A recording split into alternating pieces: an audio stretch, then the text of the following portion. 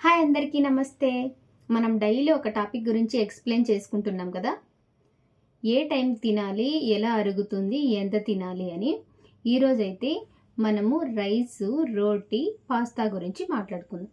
Rice అయితే 2 నుంచి 3 గంటల టైం తీసుకుంటుంది అరగడానికి.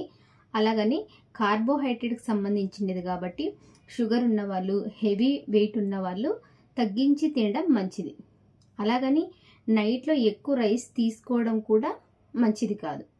ఇంకొకటి రోటీ ఫైబర్ ఐటమ్కి సంబంధించింది.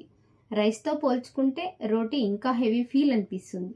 నైట్లో మీరు వెయిట్ ఎక్కువ ఉన్నవాళ్ళు రైస్ తగ్గించి కొంచెం రోటీని తీసుకుంది, అది కొంచెం మీకు సరిపోతుంది.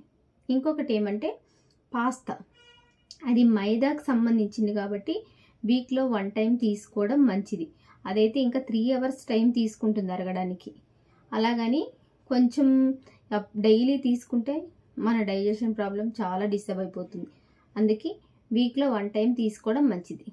ఇంకొకటి రైస్, రోటీ, మైదా, ఈ 3 కూడా కొంచెం హెవీ వెయిట్ ఉన్న వాళ్ళు తగ్గించి తీసుకోవడం ఇంకా బెటర్.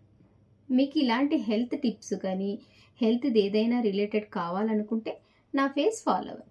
Thank you.